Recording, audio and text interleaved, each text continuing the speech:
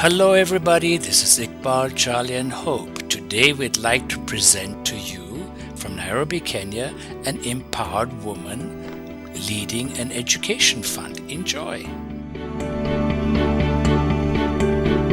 My name is Lizzie Chongoti, and I work as the Executive Director for the Hildeback Education Fund. The Hildeback Education Fund is a fund, it is a Kenyan fund that supports bright and needy Kenyan children through secondary school. What kind of children are in your program?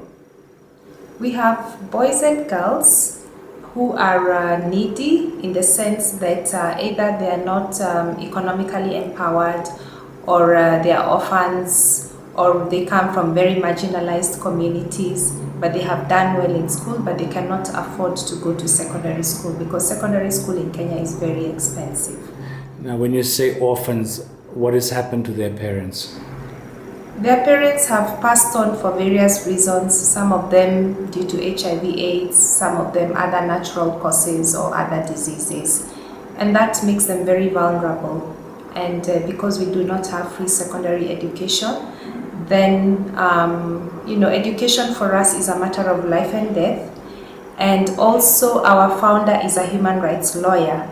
And like we say at HBEF, education is, we know it is a fundamental human right. So we want to ensure that they enjoy their fundamental human rights.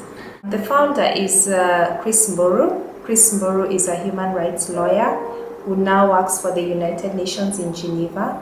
And he himself was a sponsored child. And it's an amazing story because he was sponsored by a lady called Hildeback, who is a Holocaust survivor, but who now lives in Sweden. And when Chris finished university and did his Fulbright fellowship at Harvard University, he decided that he wanted to honor the person who had sponsored him. So the fund is named after Hilde, and she's going to be 90 years old this year. So we also hope that we can do something to celebrate her birthday. Yeah.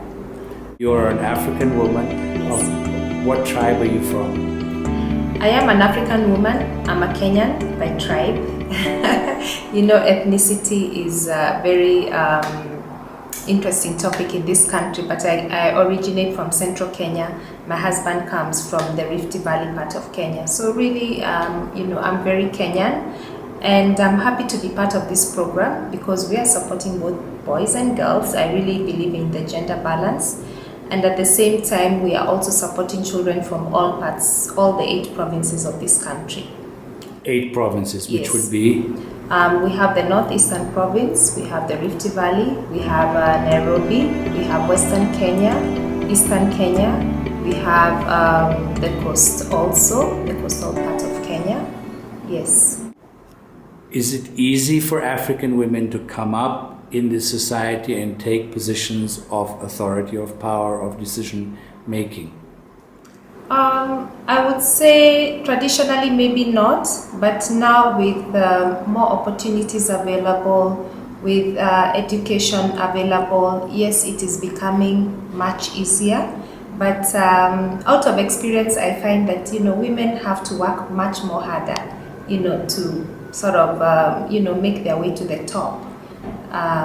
Yes, but also in the rural areas, it might be a slightly different setup because, for example, in one of the areas where we support children near the Lake region, because of the HIV/AIDS pandemic, which also affects many parts of the country, Right.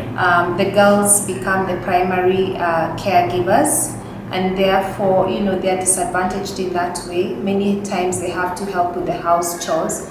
My question to you is, do African men or Kenyan men or East African men, are they accepting slowly that the women are becoming more empowered? Yeah, very much so, very much so. We've seen a lot of women leading large institutions in this country. So I believe so. Yes, they are. Yeah. And did you have any difficulty coming up into the position where you are right now? Well, I would say that I've always had to work very hard and, really prove myself, which I think is, what most women who are at the top have had to do. And yes, so in many ways it's still not a level playing field, but as a woman, if you do not excel, then it stands out much more than if if it is a man in the same position. Yes. Okay. Through your presence, Yes. girls will come up. Oh yes. Like we're saying in the States, Yes. Michelle Obama Yes. has inspired so many girls Yes. to say, okay, if she can do it, Yes. I can do it. Yes. So yeah. what do you feel the same thing, that because you are in a position today of authority, Yes. the girls looking at you would say, if she can do it, I can do it. Oh yes, yeah, I know that because even through growing up, many times you don't get to hear it.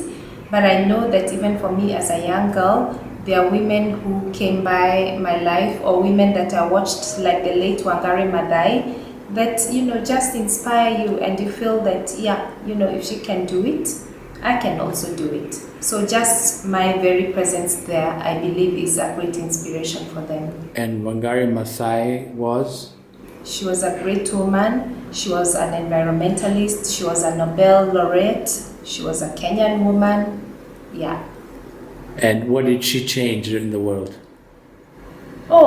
She taught us how to take care of the environment. She persisted even when the powers that be and the government of the day did not believe in her cause. She was determined. She was a brave woman. She was committed. She was passionate. And and it's amazing that after her death, we've probably planted more trees than we did when she was alive. Yeah, so she was a great inspiration. Yeah, and a great woman. The Kenyan women and the what we call them, the European or the Western women. Yeah. What do you see the Western women today going through, and what are the changes coming to the African woman? I would say that the African woman, to start with, is very warm and a pillar of her home, and we are also socialized differently from the West. In the West, people are busy. It's a very fast life, so it's a different society from what we have here. Kenyans are known for their hospitality worldwide. So, there's that warmth and that welcome, and all the stories and the big smiles. But we are also going in the direction that the West has already gotten into, because life is becoming faster. You have the traffic jams, you have to go to school. And so, but I feel that is something that we should really nurture and guard very jealously, because it also affects our mental health and, just our well-being. Yeah. So I think also the point is that because of the stress Yes. that society puts Yes. around the world, Yes. women, since we're talking about women, Yes. women are losing the act of kindness. Yes. Can you say that? Yeah, we lose the act of kindness because, as we are having this conversation, at the back of my mind, I'm thinking so many other things. I have to go and pick my kids from school. If I'm 5 minutes later, I'm going to get stuck in the traffic jam. I have to go to the supermarket. So we lose that human touch and that kindness, but it's something that, we cannot afford to lose. I think we must keep it, regardless of the pressure. How? By making a deliberate effort. Yeah. Yeah. Of smiling, of being smiling, of being kind, of coming from a place of the heart. Exactly. Yeah. Thank you.